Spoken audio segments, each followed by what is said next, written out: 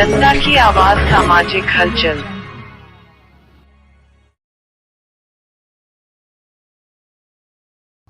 Good morning friends, मैं फिरोज़ खान सामाजिक हलचल से। लास्ट टाइम मेरी बात हुई थी, मैंने जो लास्ट टाइम वीडियो बनाया था उसमें मैंने कहा था कि इसका सेकंड पार्ट आएगा जिसमें एनसीआरबी के आंकड़े जो जारी हुए हैं और समाज में जो अपराध हो रहे हैं, इस आपराधिक मामलों में हम लोग विचार विमर्श करेंगे, विश्लेषण करेंगे। तो चलिए चलते हैं, इस विषय में हम लोग चर्चा करते हैं कि एनसीआरबी 2020 के आंकड़े जारी कर दिया गया है 2019 के मुकाबले में, जिसमें 28% ज़्यादा आपराधिक मामले दर्ज हुए हैं। मानो ऐसा लगता है कि ये इस तरह से देश में आपराधिक विकास देश के विकास से ज़्यादा हो रहा है। रोज़ देश में 80 के लगभग हत्या हो रही है और 77 से 80 के बीच में दुष्कर्म हो रहे हैं। हत्या के मामले में उत्तर प्रदेश सबसे आगे है और दुष्कर्म के मामले में राजस्थान में सर्वाधिक मामले दर्ज हो रहे हैं। राष्ट्रीय अपराध रिकॉर्ड ब्यूरो जो आंकड़े आए हैं, मैं उसके बारे में चर्चा कर रहा हूं कि राष्ट्रीय अपराध रिकॉर्ड ब्यूरो एनसीआरबी ने बीते साल के आंकड़े जारी कर दिए हैं। इसके मुताबिक कोरोना काल के पहले साल यानी 2020 में 2019 के मुकाबले 28% ज़्यादा आपराधिक केस दर्ज किए गए हैं। हालांकि इनमें ज़्यादातर कोरोना गाइडलाइन उल्लंघन के थे।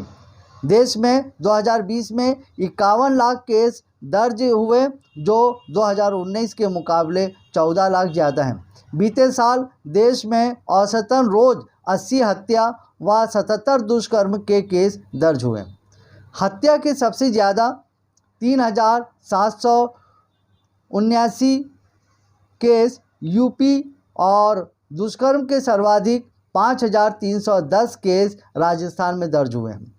एनसीआरबी की रिपोर्ट के अनुसार 2020 में हत्या के 29,193 मामले दर्ज हुए हैं। 2019 में यह आंकड़ा 28,915 थी। हत्या के सबसे ज़्यादा केस वाले 5 राज्यों में उत्तर प्रदेश के बाद बिहार 3,150, महाराष्ट्र 2,163, मध्य प्रदेश 2,101 और पश्चिम बंगाल 1,948 है। जिन लोगों की हत्या हुई उनमें सबसे ज़्यादा 30 से 45 साल की आयु के लोग थे। कोरोना काल में 28% ज़्यादा केस दर्ज होने का सबसे बड़ा कारण यह माना जा रहा है धारा 144 की गाइडलाइन का उल्लंघन।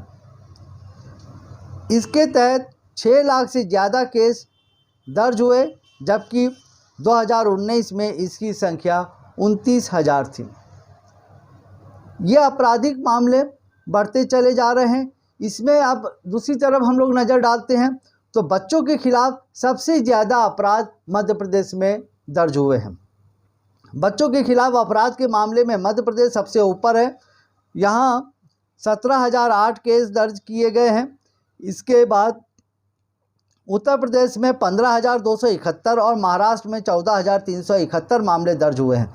पश्चिम बंगाल में 10,248 केस दर्ज हुए। बच्चों के अपहरण में महाराष्ट्र नंबर 1 पर है और पहले नंबर पर है। यहाँ 2020 में 7,392 बच्चों का अपहरण हुआ है। वहीं 7,079 केस के साथ पश्चिम बंगाल दूसरे और 7,058 मामलों के साथ मध्य प्रदेश तीसरे नंबर पर है। आपराधिक मामलों में आए दिन सुनने को मिलता है। अभी दुष्कर्म के मामले में अगर हम देखते हैं तो दुष्कर्म के मामले देश में राजस्थान में सर्वाधिक हुए हैं। रिपोर्ट के अनुसार देश में दुष्कर्म के मामलों में 2020 में 28,046 केस दर्ज किए गए और एनसीआरबी के मुताबिक 2019 में दुष्कर्म के 32,033, 2018 में 33,356, 2017 में 32,559 और 2016 में 38,947 केस दर्ज हुए थे। दुष्कर्म में सबसे अधिक 5,310 केस राजस्थान में दर्ज हुए।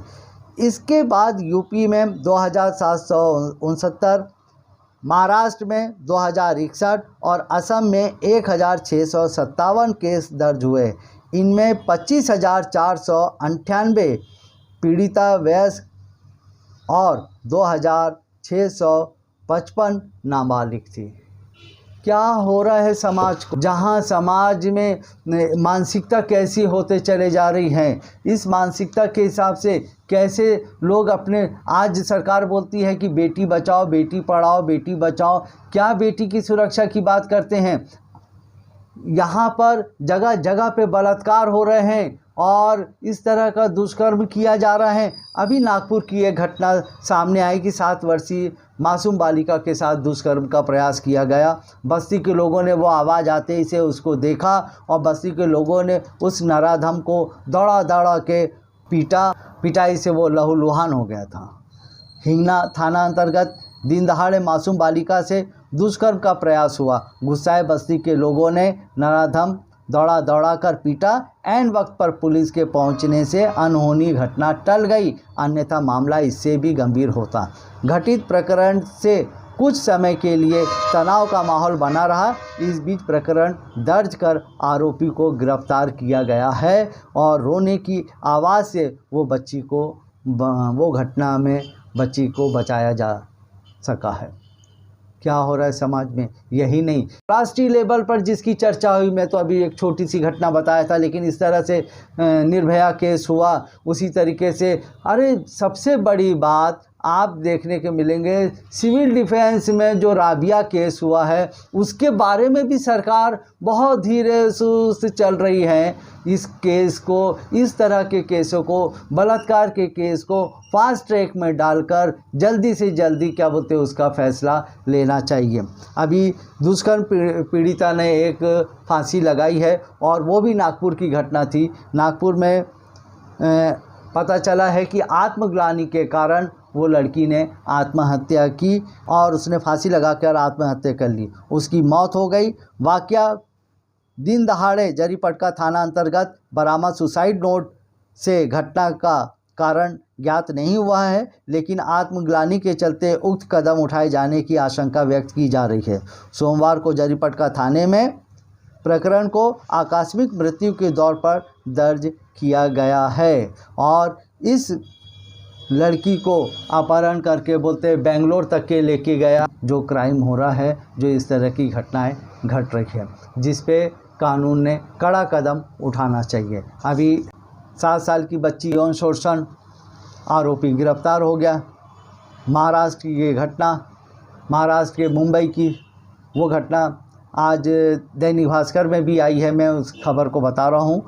और महाराष्ट्र की आर्थिक राजधानी मुंबई में दुष्कर्म के मामले थमने का नाम नहीं ले रहे हैं। ऐसा ही एक मामला मंगलवार को मुंबई में एक नाबालिग लड़की के साथ यौन शोषण का सामने आया है। 7 साल की नाबालिग लड़की से कथित तौर पर कई मौक़ों पर पैसे और मिठाई देने के बहाने छेड़छाड़ करने का आरोप में गिरफ्तार किया गया है। आरोपी को पुलिस ने इस मामले में आरोप में 51 साल के एक व्यक्ति को गिरफ्तार किया है। पुलिस के मुताबिक आरोपी के खिलाफ आईपीसी की धारा 354 और पॉक्सो एक्ट के तहत मामला दर्ज कर लिया गया है।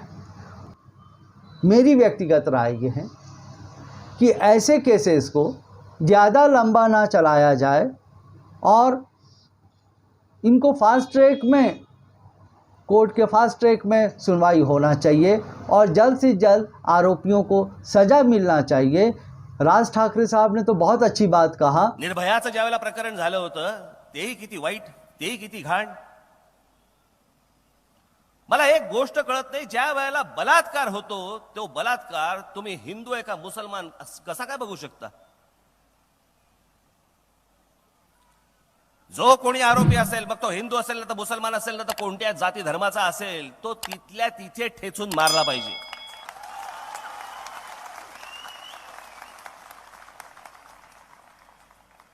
जे सौदी अरेबियामध्ये चालतं ना, त्यांच्याकडे जशा शिक्षा आहेत ना तशा शिक्षा इथे झाल्या पाहिजेत। हात पाय मुंडकी छाटून टाकतात तलवारीने सर्वांसमोर.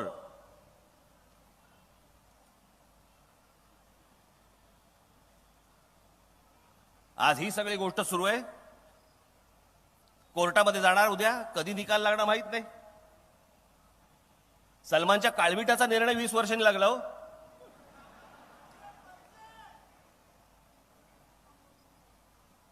या गोष्टींचा निर्णय कधी लागणार? परत हीच माणसं सुटणार.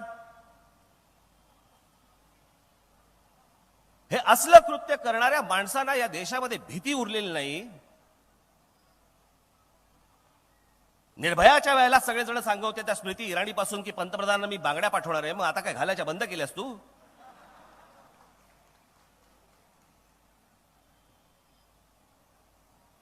मला काँग्रेस आहे का भारतीय जनता पक्ष आहे, मला याच्याशी कर्तव्य नाही, देणं घेणं नाही मला या गोष्टींशी. ज्या वेळेला अशा प्रकारचा गुन्हा झाल्यानंतर ते भारतीय जनता पक्षाचं सरकार असू देत, नाही तर ते काँग्रेसचं सरकार असू देत, जो अपराध करणारा माणूस आहे त्याला त्या प्रकारची शिक्षा ही ताबडतोब तात्काळ झाली पाहिजे, तर हा देश वटणीवरती येईल, अन्यथा येणार नाही. 3 साल की बच्ची, 5 साल की बच्ची, ये देश के युवा वर्ग की मानसिकता कहाँ गर्त में चले जा रही है.